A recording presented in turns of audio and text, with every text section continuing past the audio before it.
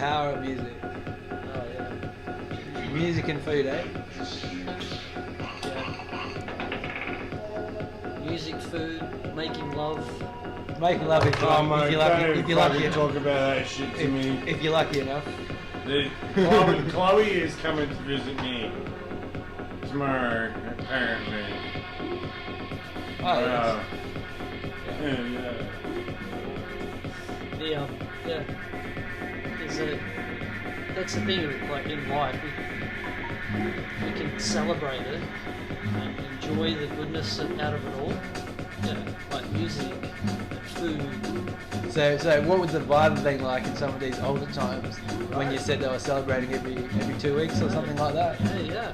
So they're doing this kind of thing every 2 weeks, plus the 2 weeks in between is still good fun. Yep. Like, it must be a fucking good party. Yeah, totally. And I believe they were using like psychedelics, they were using like all sorts of things for in their ceremonies to bring people together. Yeah.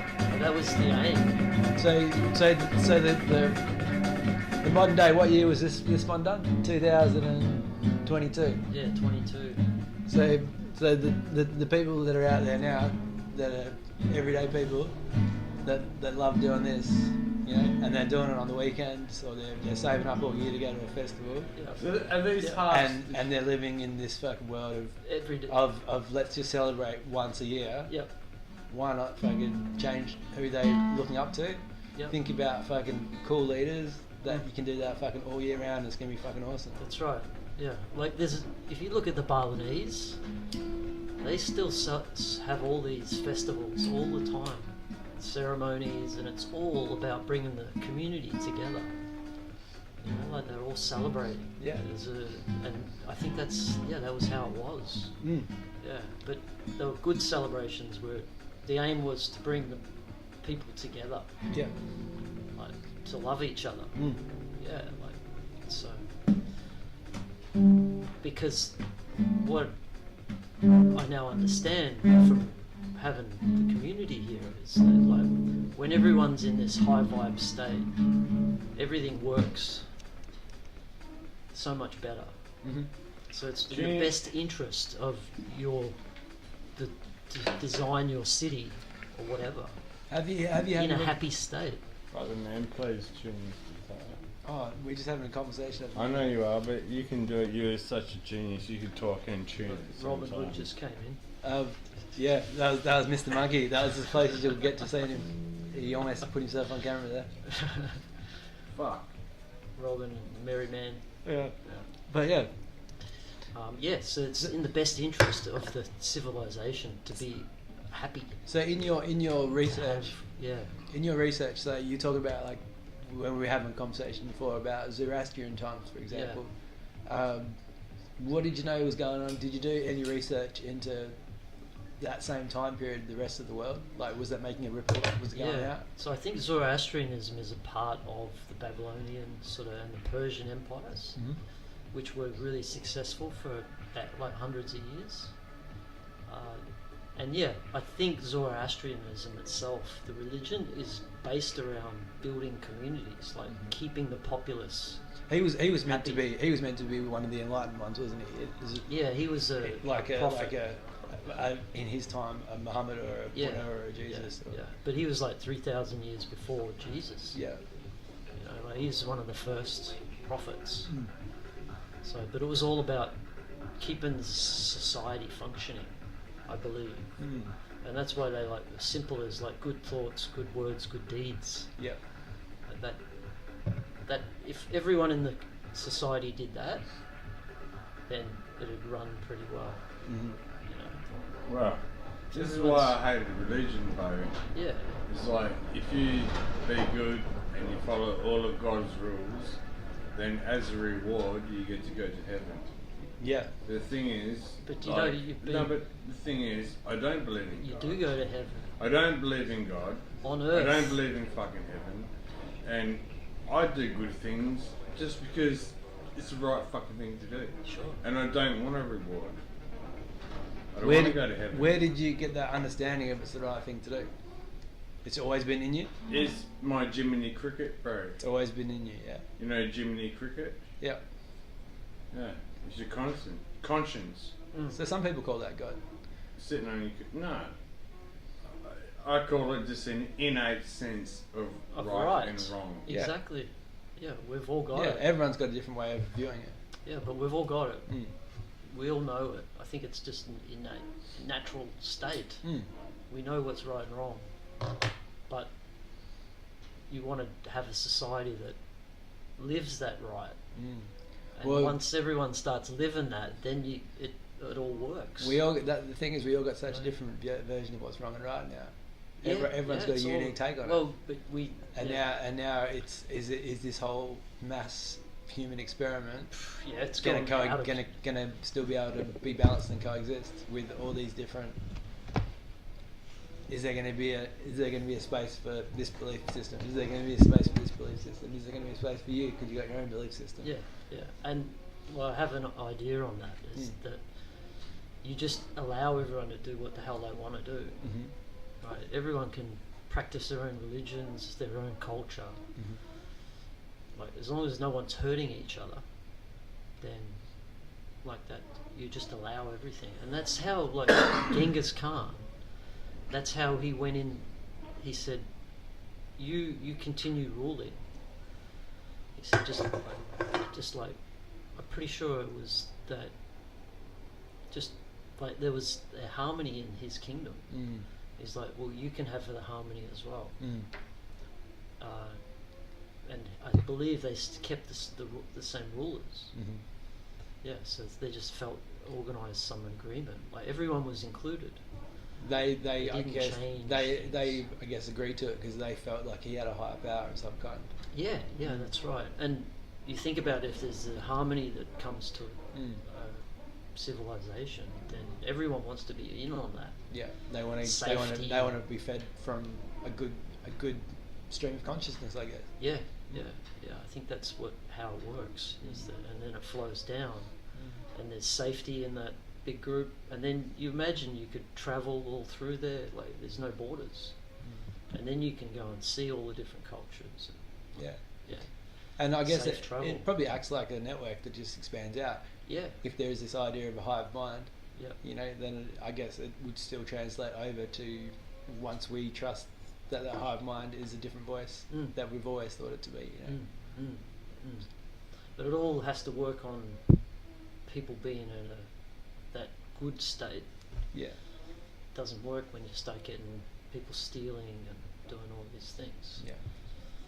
Then it all breaks apart. Yeah. And that's what we're seeing in the world now. It's like our whole civilization has fallen apart because our culture has been, everyone's culture's destroyed. Yeah, and I think also everyone's stripped back.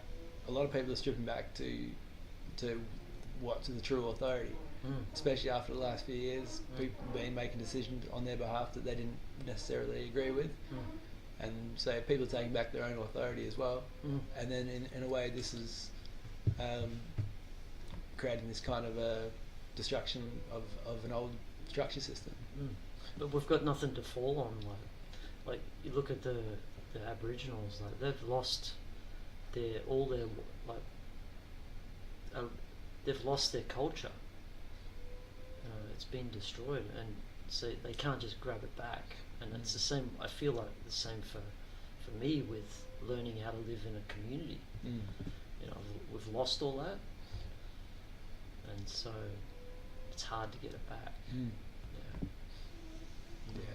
Yeah. Again, it comes back also, I think, to aligning with a good vibration for yourself, and then you're going to find those more attuned frequencies.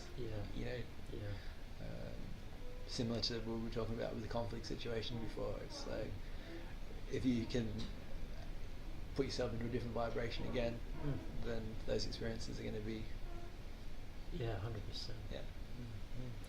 It's all about it. Hey, Robin. I'm waiting for him to tune the fucking guitar, bro. Oh, It's been a while. we're in the podcasting. We're in the podcasting. Yeah, I'm trying to participate. You want to add music to it? There's not much I can do, bro. Yeah, I feel like having it. It's like half steel and half nylon. Yeah. It's a weird sound. Yeah, we'll Yeah, get and you need some pliers as well for it. Oh yeah, but You need a whole new set of strings. All Yeah. steel strings. But it's a nice guitar. I've used that one before. It's a and great really guitar. Are we, Yeah. are we podcasting still? Yeah. Yeah. Yeah. And was this live? Yeah, Just now. Meow. yeah, Yeah. yeah. But you can easily you just delete the video. There's probably no one watching, so No, it's, probably not. there might be a million people watching. We still going live? Yeah, it's live. Yeah, I nice. liked it. Alright. Love it. Bold new adventure. This is the thing that we've got to get away from, like Yeah. being in the private world. Well, that's right. You It's should, like, you what should is- be able to at least be able to speak your inner world and And if speak someone wants it with as much truth as you want. Exactly, and if Yeah. someone wants to hear, They're freaking interested. amazing. They're interested in what's coming on in my world. Then I'll just tell them. You know, it's just truth about my reality. Yeah, that's right. Yeah. So I think it's important now to share that, Yeah. because there's obviously some wisdom that I have I can share, and some wisdom you have that you can share Yeah. from your life experience. Definitely. Yeah. And I help somebody think out. we've both been quiet people in many respects for a long time. Yeah, And exactly. And in that time, we've done a lot of stuff, just exploring our own selves. Yes. And yeah.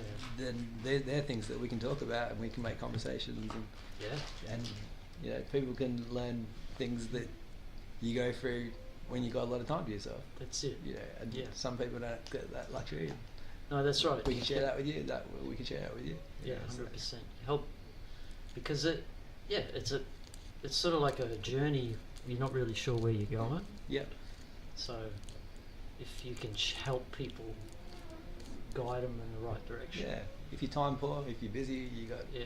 a lot of work. You can't sit around and Yeah. meditate all day. You know, No. you got family, you got kids, Mm. but you can talk Right. to somebody who's doing that, or just tune in for 5 minutes, Mm. and Yeah. they might be able to throw something your way that you never even thought about. Yeah. 100%.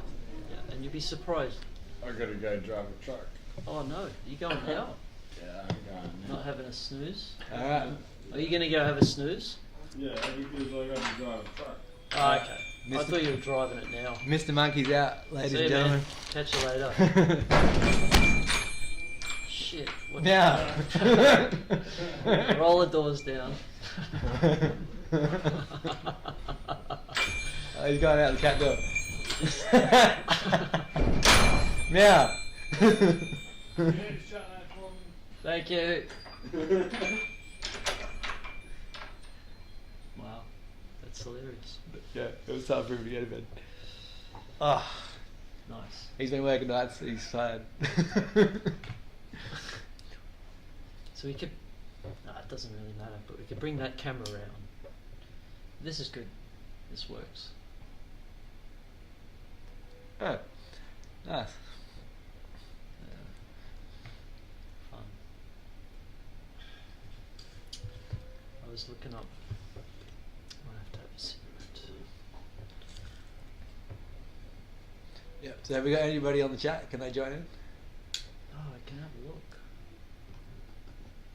In the chat. You never know. Never know. This is the thing.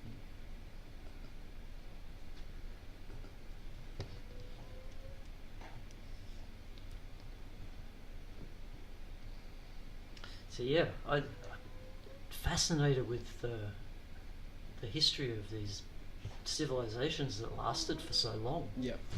You know, because we really have I feel like we have a negative, a twist on them that we don't see how amazing they were. Mm-hmm. Yeah, like it's like there's not, the information hasn't been given to us, Yeah. or it's just not, we haven't looked for it. Mm. Yeah, but I feel like they were way more amazing. Yeah. Yeah. Yeah, there were some we ancient give them credit. civilizations that really were thriving. Yeah, that's right. You know, you look at Angkor Wat. That was in like the 1300s. They say that was built, but it's this massive complex. Mm-hmm. But it's all been laid out perfectly, like under like proper Buddhist design of a king, like kingdom with the temple, and it's pretty amazing. Yeah, nice. Yeah, like things must have been pretty good if they had time to do that. Yeah, you know? yeah. Do good work. Yeah, Do it. yeah, Clearly think it through. yeah, You know, that's everything's right. done with thought and mindfully created. Yep, yep, yep. And the artist, and then the amazing things that just got left. Mm. The Well, they civilization. never used to rush building, did they? No. They used to observe the landscapes, observe the movements Yeah. of the sun, Yeah, and they would probably sit in a space for a while and observe it before they even built anything. Mm. You know, they'd understand how the nature worked there. Mm. And there's a whole heap of like Hindu texts that talk about how to build, like how to lay things out, where to position things. Like it's all like all that information's there. Mm. Like, and these guys would have had a long time to practice and work out the best way to design things. Yeah. Like simple thing like I realise like you should always have a bedroom facing east, Mm-hmm. so you get that morning sun. Yep. You know? Yep. Like little things like that. Yep. And that's They common. have- That's common practice in a lot of ancient cultures. Right. They wake up looking to the To sun. the And they're still doing it. yeah. You know. Yeah, but we've lost it. So Mm. now we just build these mega houses that don't even have The basic the first thing that you should be having. simple yeah. thing that you should Yeah. start your day with. Yeah. Yeah, yeah, Yeah. Waking up with the nature. It's so important. yeah. Mm. Gets you on that. Gets you in sync. Gets you to at least understand that nature is alive and talking to you. Mm. You know. Mm. And we both walk bare feet a lot. We believe that you can experience more by listening to the nature with your feet. Even like your feet are actually like an ears to nature. Mm. Yeah, that's right. So yeah, And that morning sunrise it's a perfect way to start a day. yeah, Like that if you can see that every morning, then Yeah. I don't know. There's the energy of the sun, or just something about it. the speed at which the animals wake up. Yeah. You know, they slowly wake up. They observe the rising of the sun, Mm. and they sing to it. Yeah. You know, that's how they start their day. Yeah. They're not in a rush. They're not jumping straight to the car. No, that's right. You know, like Yeah, that's a good point, Mm. because that is the best way. You see the sun coming up, you're laying around, you just you're just taking your time. Yeah.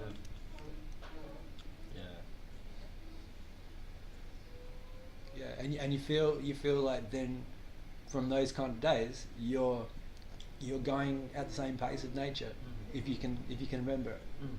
And those are days when you have, from my experiences, you have flow. You have you're understanding things easier. Your day's rolling smoother Mm. because you're in the same speed as the nature is. Mm. Yeah.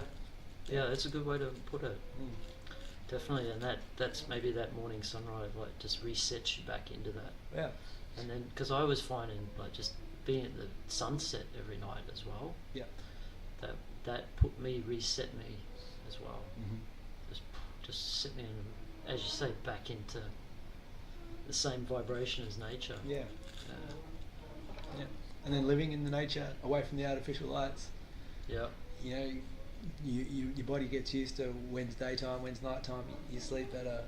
All these benefits. There's a lot of people in ruralized and industrialized areas, I should say, that they're missing out on. It's like, you know, as someone who was living in city environments and stuff, you know, you don't get those experiences. You're living an artificial existence. Yeah. Yeah. That's why I wonder. I mean, the way cities are designed takes you out of that. But you could design cities that still had that. Like there's some cities in the world have got a lot of nature around them. Like Perth's got a lot of parks. Yeah, it's changed a lot, but it used to be a lot more nature. Yeah, Yeah. I'm sure. Yeah. But it's got a lot of amazing like parks. Yeah. Probably country but you go to like Hong Kong, and then it's just like concrete jungle. Yeah. And those kids wouldn't leave that concrete jungle. Like how disconnected are they from nature? Yeah. Like fucking the most.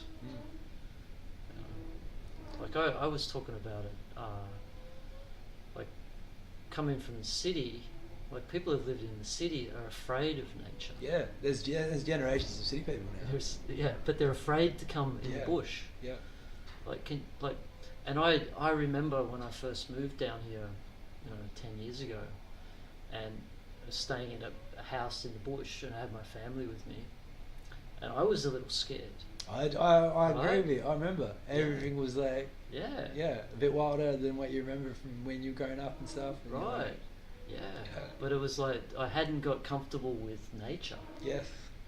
That was the reflection, wasn't it? Yeah. It was totally that, and it's so took a little bit of, like now I just feel so comfortable. Yeah. Right.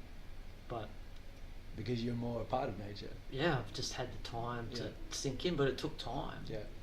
So you imagine a kid that's never been in nature comes and goes camping he's going to be petrified. He doesn't trust those beings, and those beings don't trust him because he's bringing a different energy. Sure. He's bringing a city energy. Yeah. They're like, I don't really know. So and you've got to build a relationship with nature bringing too. fear, because if you think about what a kid in the city knows about nature, like even like David Attenborough, it's all about everyone getting eaten. Yeah. Right? Yeah, and most of the nature's more afraid of us because we're bigger than it. There's nothing like. What is the number one thing Americans say about Australia? Yeah, it's full of deadly, dangerous. It's like, I wouldn't go there because it's like someone's going to get eaten. Or, like it couldn't be further from the truth, right? Yeah, I mean, unless you're a dumbass. How? Yeah. I mean, how rare is it to see a snake? Yeah. And spiders, Anyway, but that's people have been bred to be fearful of nature. And then they don't know how to react as well by instinct. Yeah. So then they create new threats. They won't know how to deal with a creature, and they'll panic. And then suddenly, that snake will do something. We'll feel that, because it's the same like with a dog. If you haven't learned how to be with dogs, like you see some kids, grew up with dogs, they know how to do, but one kid who's never been around a dog, will just get bitten. A friendly puppy jumps on their lap and they shit themselves.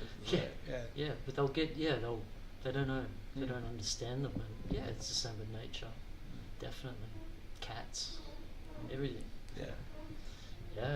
So that's a tragedy. Like we shouldn't ever have kids that don't get to connect with nature. Mm-hmm. Like that's a sin for humanity. Yeah, and now we're creating just a new species of humans that have a whole different grasp of what's real. Yeah, that's right. Because my thinking was that, like cities, they have to be designed. Like, I don't know if they have to be so big. You have them smaller, and you just have a lot more of them. Yeah. But each one is like contained, and it's it's like a with nature all around it, like a network that expands out from one functioning and really well done design, and then everything else is coexisting based on that. It's like expanding out into more beautiful patterns based on the beautiful pattern in the middle. And by having smaller spaces, then you've got more of that community. Yeah. Because maybe there's a size that becomes too big, and then you've got to go like a million people in one place seems like a lot. You all get too disconnected. Maybe it's 100,000. So what do you think about some of these cities that some of these places are trying to build? Like they're trying to build these like futuristic cities that maybe it's their particular version of this utopian hub that things are going to expand out from. Yeah, that's what I want to do. But they're very modern. Yeah, they're very modern. They're very modern. A lot of different stripey new technology they're trying to incorporate into it. We got two tomcats who live here, and they're still trying to work it out.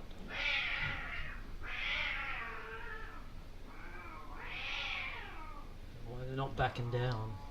Yeah. Every night, Stripey comes.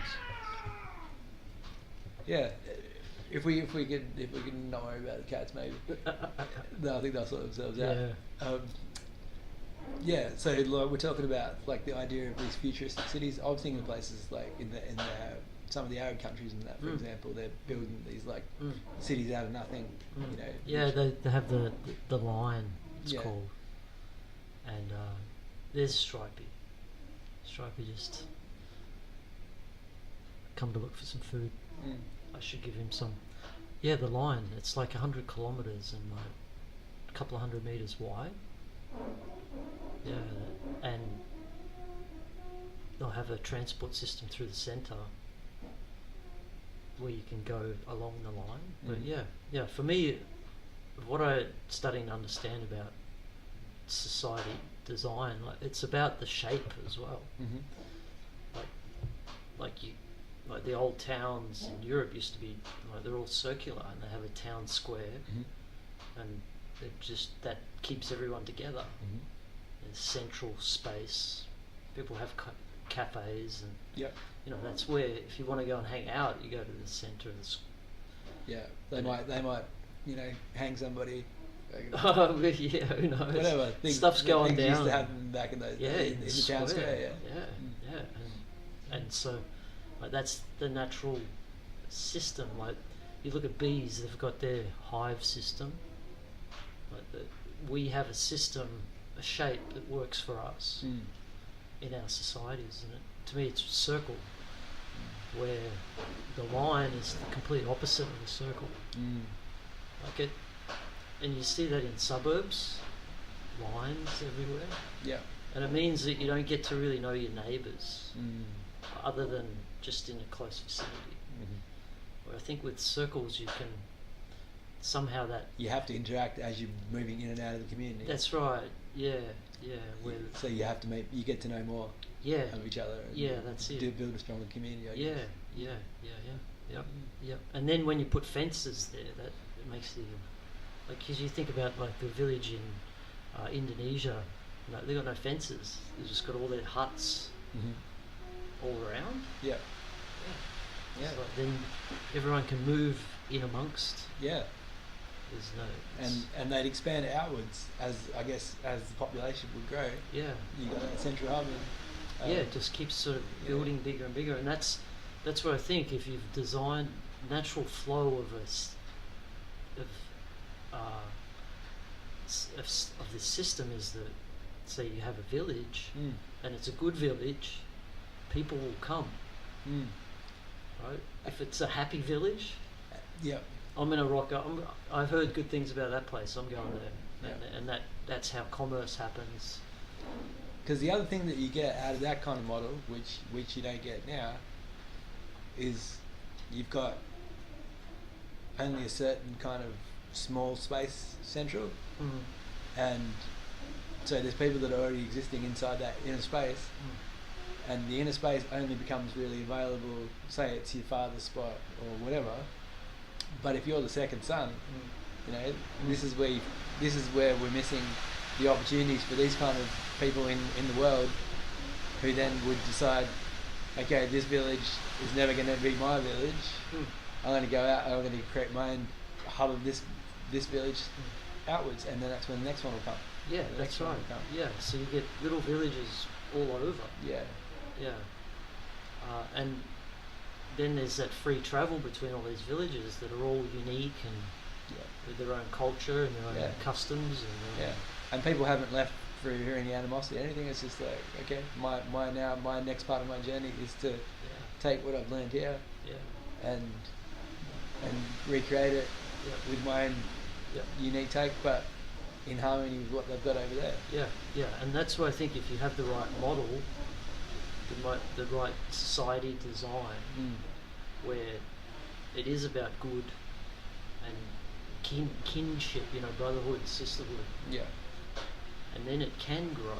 Yeah. You know, it's just it'll grow real quickly. I mean, yeah, it might not even be like family lines as how as they drift out. It could just be the community, like they all identify somebody who'd make a great, you know, someone to establish a new community. They're like, no, you're wasted here. Like, that's where you need to be. Yeah, and that would be an occupation. Just going and setting up these places and learning all like how to set, how to make the society function in the most free way. Yeah, that's what I see with these like little sustainable villages, and you build that kinship. Yeah. But they're holistic centres, like they're healing centres. So, but you're fully sustainable. So you've got people that are growing food. You've got people who are cooking food. You've got management. You've got IT. You've got everything you need to have a sustainable, functioning village. And if you've got trust, then suddenly you've got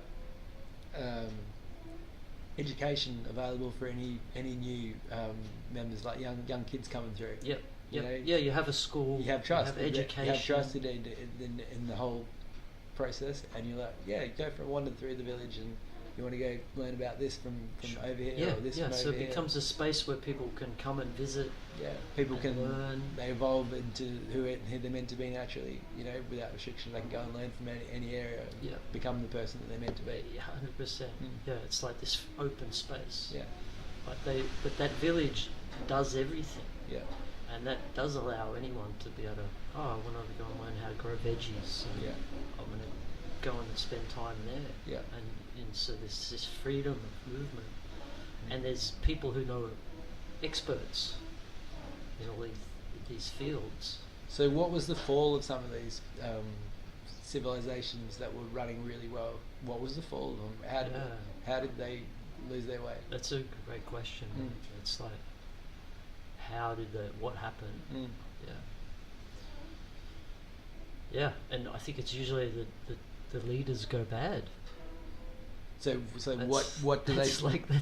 What comes across them that makes them want to do something different? You know? Yeah, power gets to them. I've often thought, like if you've got 3 kings that are all handed it down. So even in a controlled environment, they still manages to come out. The dark gets in, greed and all these things. That's what I mean. From a hub of good that's just rippling out.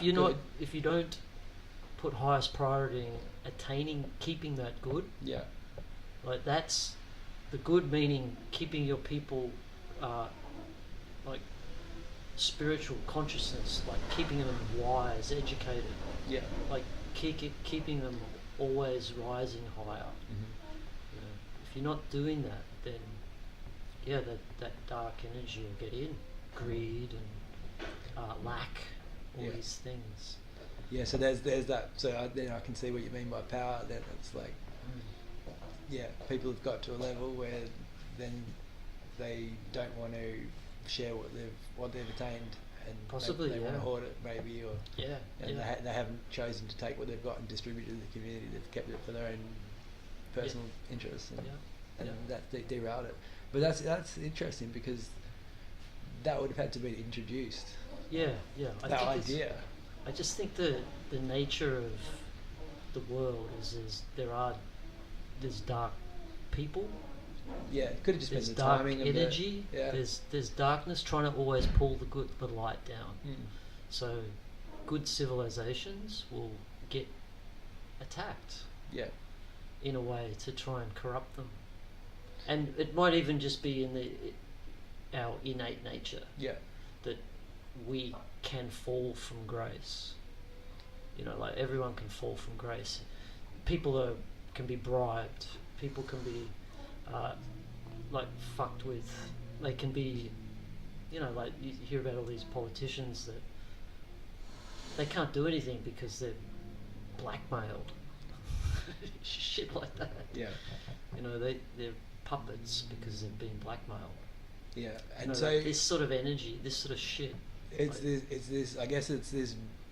On your way to a position of power or influence potentially, to remain vigilant in your own character, and hold your own Yeah. strength of character. Jesus. Oh, that was quite a impactful. That was good. cat. It stopped the two cats fighting. Yeah, The boards fell over. Yeah. Oh, we might have caught it on camera. yeah, yeah. So I guess that is the number one thing. Is once you get that position of trust from a community, then you have two daily duties. It's to make decisions, and it's to maintain your own state of clarity, so that you can continue to make good decisions. Yeah. I think the Lord of the Rings is the story of power, right? And you see the ring, that's the ultimate power, and that's why, like, the only person that can hold that ring is a guy that doesn't want power. The only one. Yeah. Like Frodo. Yeah. He didn't want anything to do with that. Yeah. But it starts to corrupt him at the end. Yeah. So that's like, power corrupts, but if you've got to have the right people that it doesn't corrupt. And this is like talking about this bloodline of rulers from the past. I think they had that. That didn't they weren't able to be corrupted. They probably also didn't have social media. And fucking, Yeah, their day yeah. was their day was a lot less Oh. fucking chaotic than. If you read that, like the stories of the, just the whole political craziness of those worlds, when you've got different kingdoms and you've got everyone they would have had to be good at what they did. I would say you've got a whole kingdom that you've got to manage. Yeah, and that's the thing. It's like you've got to have someone who knows how to manage all these people. Yeah. And if you've got someone who's good at it, you see it in a business. If the boss is good, it all flows better. Yeah. And when the boss is not good, Yeah. it's terrible. And I think there's been so many issues that haven't been resolved over time as well. Different leaders have had a go at it and they haven't actually sorted them out. And it's almost as like it has to be like one job at a time. Like, okay, new leader comes in and it's just like, okay, well, there's a lot of shit that needs to be sorted, but we're just going to start with, this is the list, and we're going to just get this one done. The very first one, which is like, okay, if that's all I can achieve, that's all I achieve. Sure. But, You mean like at the moment with every 4 years they get and all issues lots of issues that are still around, like homelessness and these kind of things. And they just keep getting left behind. And that, I think that's one of the failures of democracy. Right, is having a short-term leader. Like maybe it takes them 6 months to get into the position. And then 3 years of work, and then the last year they're working on getting re-elected. We all got to share a common focus. I think everyone has just got to be like, okay, let's just look at it from a fucking massive perspective. This is a problem that everyone needs to sort out. Let's all just concentrate on sorting this problem out. And if we all just come together and just sort it out one at a time, we'd smash them through. Yeah. But it's just like, at the moment, it's like people just seem to be coming in with a big fucking list of problems, and it's very overwhelming. I imagine they wouldn't even know where to start. Like, how do we fix anything? Well, if there are good leaders that are just coming into these spots. But this is the problem: there's so many people making decisions that now, like when we're this far gone, that it's hard to bring anything back. Yeah. Because no one will make it. No one will agree. Yeah. Fixing this problem on the fly, fix that problem on the fly, new problems coming up. So it keeps going back to like the king thing. It's like if you had a king who had the right intention, you just say, well, what do we need to do? And fucking let's do it. Right? Yeah. That sort of power can be good sometimes. Yeah. Where like, and I think you see that in China with Chairman Mao. It's like focus. Everyone's lost their focus almost. It's like, you need some focus right now. Someone's got to go. Yeah. This is the way we're going. Yeah. Like you see that with Xi Jinping, or is it Xi Jinping, the Chinese chairman? Is that his? I haven't been following. But he's like they've got one leader they've got many people underneath, but he's he's the final say man. Oh yeah. Yeah, and he's been in power for maybe 10 years now. Oh okay. Yeah. So it's like to have that, if he's the right person, to have the right that same direction for 10 years can be a big advantage. Yeah. Yeah, and I think that's the same with Putin. Yeah. Like he's done that with Russia. Like I don't know all the truth about Putin and what he's done for Russia, but he's been in power like 20 years. Yeah. So he's been able to, at least whatever his vision was, he's been able to carry it out. Yeah, that's right. Yeah, in those 20 years. Yeah, which I think what I guess is that Russia's actually a lot stronger than that he's done a lot of good things.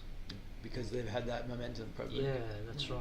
Yeah, and that's my gut feel. Yeah, because here or the US and places like that, this party will come in and just want to do the opposite of the other for 4 years or whatever. Yeah, that's right. It's and just a state of like just backwards and forwards. Yeah, they're just you got two different artists making them something all at once. It's right. Like, yeah, really. That's what that's what it's become. And even having just two parties, they seem like now I see them both very similar. They've become into the same basically now. Yeah. Same mold of people, and so now we're unrepresented. I feel, So it's like that. Yeah, somehow the system's got issues. Yeah. With who we elect and how we elect them. Well, yeah. From one perspective as well, the biggest problem has been the focus on economics. It's been ridiculous. Yeah. As the number one priority of every economy, of every government, is economy. Yeah. And it should be the welfare of the people is number one. It doesn't matter about the fucking bank books. Make sure the people are happy. Fucking don't worry about fucking balancing your books. They're already fucked anyway. You've got fucking insurmountable debts. Just take care of the people at least. Yeah. You can't get the bank balancing right. Yeah, and I think that's where it's gone wrong because we've forgotten to take care of the people in the right way. Yeah. Like and I think a lot of it is this idea of like separating us. Like that's where all the mental health problems have come from. Yeah. Because we're all sitting at home with our own minds, and we've had no training as to how to deal with our minds. There's no proper spirituals for a lot of people. Like so, we're all just like sitting there making our lives misery. But if you're in community and you're talking to people and you're sharing wisdom and like it's a different world. Yeah. Like you can have democracy, but you got to have focus on the family. Yeah. Yeah. You got to build that trust in community. Yeah. Trust in your fellow humans. Yeah. That they're actually your brothers and your sisters. They're your aunties, your uncles. They're just ones that you haven't grown up with, but they're still them. They're all them.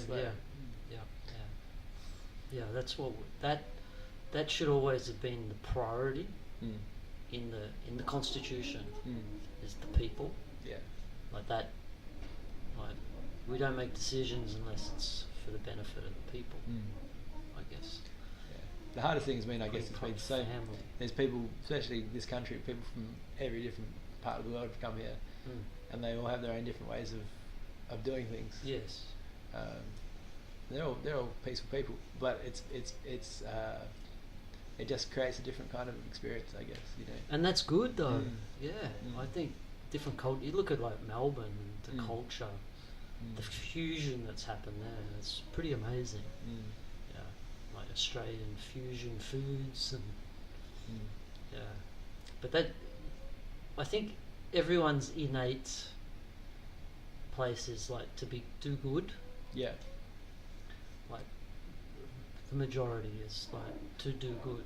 Yeah. And so even the atheist that was amongst us, he exactly acknowledged that he has something in him, that he knows just is his compass, 100%. just the innate thing to do the right thing, Yep. yeah, we know what it is, Mm. and so.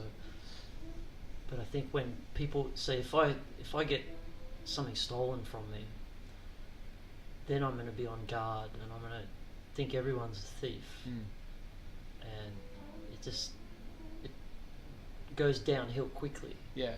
Right. That then you have to challenge your whole belief system around possession of things. Yeah. Yeah. And kindness to other humans. And Just how this is never really, nature doesn't really do that. It's like everything is for just, if it's there and you need it, just grab it, you know. And we'd have to then challenge our way of thinking to go back to that as well. Of just like, oh, that's just something there, and if someone needs it, they'll just go grab it and use it.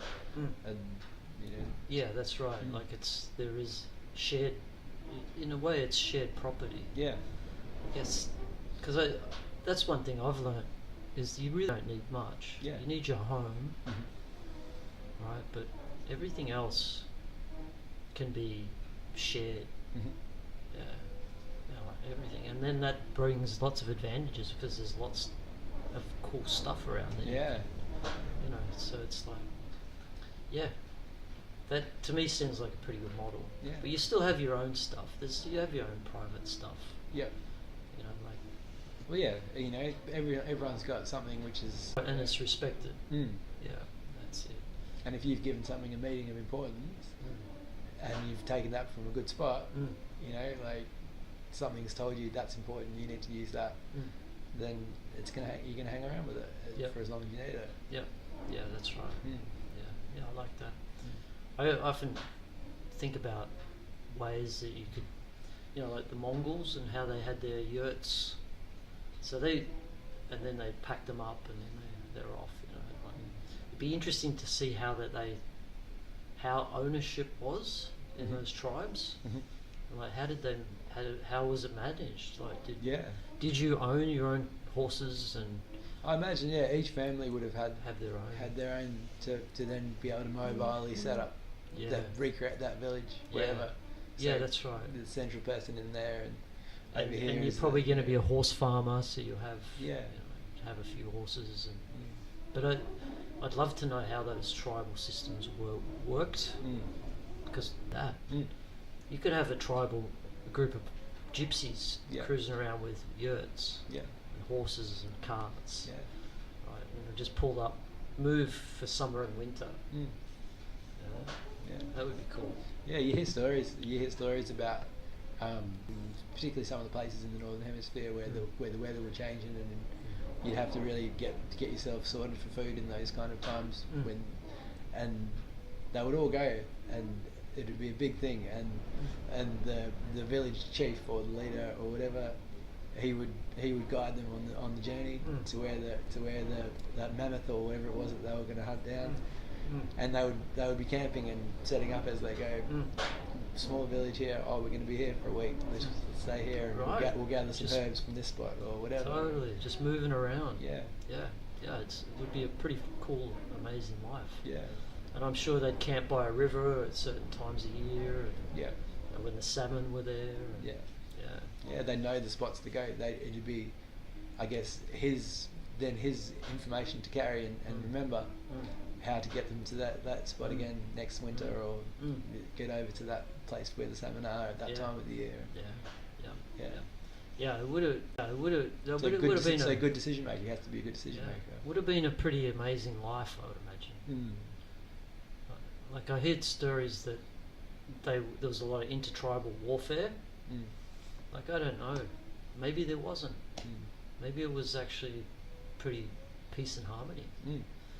That's what I want to believe. But maybe there were times when tribal warfare happened. Probably over women. Yeah, over women. Probably. I heard a story about that. Yeah, exactly. It was over women. She's a bit more different to the ones that I'm used to in our tribe. Of course it was. Yeah, because I think they also allowed intertribal sort of marriage. Yeah, and that actually helped strengthen the tribes. Yeah, but if you're a young man with an urge to fucking just get into someone that hasn't been arranged for you, then you're going to start all kinds of problems. Well, you know about the chimpanzees, I think. Chimpanzees, the females will wander off to the other troop Yeah. secretly at night Yeah. for a bit of like action. Yeah. Yeah. So it's But probably always there's always someone who's gonna try and of have a course, crack at it. yeah, of course. But that's a genetic way to spread to get different like genetics. You'll create a different line of Right. someone who's a bit more brave, who wants to do his own thing, Yeah. challenge the norm. That's see, it. See what yeah. happens. Yeah, yeah. That's He'll either survive and he'll do well, or he'll get taken down on his way. Yeah. right. Yeah. So that's nature Yeah. playing its game of just natural flow. Yeah. So yeah. But yeah, we don't know much about Genghis Khan and his empire, like very little. So I would love to know more. I would love to. So his tomb hasn't been found. You would think there would be a lot of stories that they would have kept from that time. Yeah, there's like maybe we just haven't got it from the Mongols. Yeah. Or maybe because they were so nomadic, like. Yeah, and they didn't write it down. Yeah, Maybe they didn't. Yeah, they were just. Yeah. Yeah, that's. I guess that's the story, is that they never wrote anything down. Like, even the North American Indian, no, they didn't really write. But you could imagine, like, if you were living amongst them, you'd be telling stories to your grandchildren, and they just keep getting passed down. Yeah. So where have those stories gone? Yeah. Maybe they're in Russia. Mm. I don't know. But yeah, you hear snippets. There's very little information about it, but it'd be fascinating to, there's a story of Marco Polo. He went through Mongolia and met Genghis Khan. Oh, he met with him. Yeah. Oh, okay. Yeah. I need to. There's a Netflix documentary on it. Okay. I need to watch it. Cool. But you always got to question who is telling the story. Right, what's the motive? Yeah. So I don't know, because I know that Marco Polo was the Venetian, and I know that Genghis had battles with the Venetians. So it's like, is the story true? Because if you won or whatever, like in the future, 300 years later, you can rewrite history. Yeah. Right. Yep. You can rewrite it however you want. You control the books. We've seen it in Egypt, for example, places like that. Yeah, and if you've burnt all the other books, so you've got taken out all the books that say the actual story, and then you rewrite it to make someone look bad, or you throw in a Latin name instead of it, or whatever. Right. Yeah. Change their gods. Change everything. Yeah. Like, I know that's happened. Yes, it's finding out the actual truth. That's, see, that I was going to say, the Genghis Khan's, they haven't discovered his tomb yet. It was buried, like somehow but it would have been lavish. It would have been amazing. So, fingers crossed, gets found in the next 10 years. Wow. Yeah. Could be a great adventure series. Search for Genghis Khan. Shit, yeah. I saw a guy on YouTube doing it. Yeah, he's gonna have a great. He had some dream he's about gonna where have a great it was. adventure, just looking for it. Right. If he never finds it, Yeah, it's gonna be a good life either way. He made a TV series. Yeah. But yeah, he had a dream or something. I was like, I got to go and find it. Yeah. But I don't know if he found it. We would have heard about it, right? But yeah, that'll be a big uncover.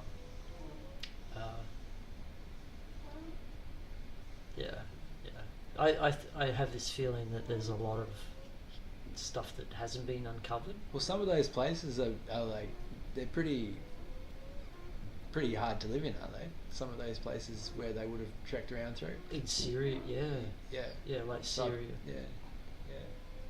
Scratching on camera.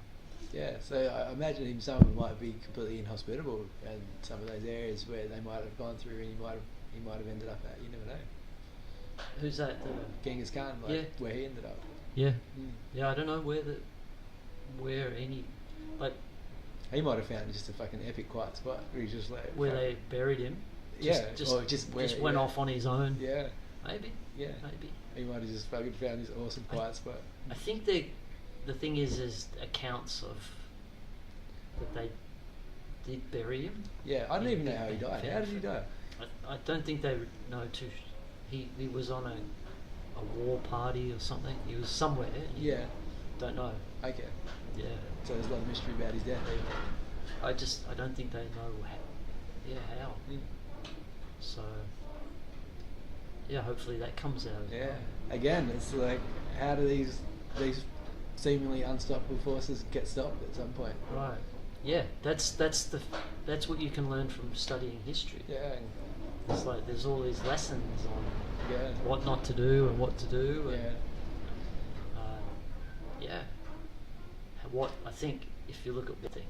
Yeah. It seems like there must be like a balancing point for power and how much any one man can handle. Right. And it's like, okay. But there has been rulers that have done it. And then where maybe you got to know when to stop before you overstep it. Of course. Yeah, like if you overstep it, then you lose it. Yeah, You of know, course. that's probably it. Well, I didn't realise, like the Tao Te Ching, there's a good one on Wayne Dyer speaks it on YouTube, but it's actually for kings. Mm. There's like the whole Tao Te Ching is about leadership, and he talks about leadership, like to never ever get to that place, like not to be led by power. He's talking about being in the Tao. So being a priest, a spiritual person, holding that power without it affecting you. Yeah. Yeah, and I think that's what this bloodline of kings and queens had the ability to do. Right? It didn't control them. Yeah, that's what I feel. And you think of Lord of the Rings. Do you think they would have even had the struggle? I'm sure there's, I guess. There's always temptation, right? I don't know. Yeah. Yeah, I think so. I think there's always going to be temptation. Because if it is, But if you maybe then it's like, if you are tapping into this stream of consciousness, that's a good stream of consciousness. Yeah. Wouldn't it be more sense to be an easy thing to be able to distribute Yeah, than sure. a difficult thing? Yeah, that's right. But it'd be easier. Yeah. But still, you always have a choice. Yeah. Yeah. But yeah, you think about like in Lord of the Rings, like the elves. Now they were. You would think that they were able to hold the power because they were more like just connected with nature. Yeah. Yeah. But I remember Gadriel, she picked the ring up. Should be important, really. Yeah, she turned into Kali. Yeah. She couldn't hold the power of the ring. Ah. Oh no, she did. She picked it up and put it back down, I think. And she said, I've passed the test. Yeah. But power, you never know what power does to somebody until they have it. But it makes sense that Right. somebody of that kind of upbringing should be having important decision making. If you say the elves had the power, the nature connected. It's like, they should be. It's very important. Yes. It's a happy earth is happy for everybody. Yes. It's like, That's it. Yeah, and that's like that was the talk of these bloodlines. They were called fairies, or they were called like the dragon bloodline, or the fairy bloodline. Yeah. Like the fair. Yeah. Were. This is the story that they were those light beings. They were like they called them the shining ones. They were like elves. Yeah. So that like you can imagine someone who just fleets around. Yeah. But is beautiful and people admire and look up to. That's the type of you see Jesus. He was a shining one. Yeah, like that. That's the sort of I think that's the whole story of Jesus. He wore sandals though. He was the king. He should have gone barefoot. Probably, you would have done a better job. Yeah, more connected. No. Yeah. But Jesus was the king. Yeah. Right? He wasn't. I always thought he was just a guy who attained enlightenment, but he was of this bloodline, this dragon bloodline, that was of the Davidic bloodline of the Israelites. So all the kings came from this family line, and he was one of them. Mm. And something went down, and they tried to kill him, and he escaped to Europe. And his bloodline continued on in the kings and queens of Europe. Yeah, That's the story, and to me that makes fucking sense. it does. And the funny thing about that book is how people can translate it, and it makes sense to them so many different ways. So many ways. Mm. Yeah, exactly. So there must be some good stuff in there if people are getting some truth out of it in some way. There is a lot more than I realised. Mm. There's a lot of good words in there.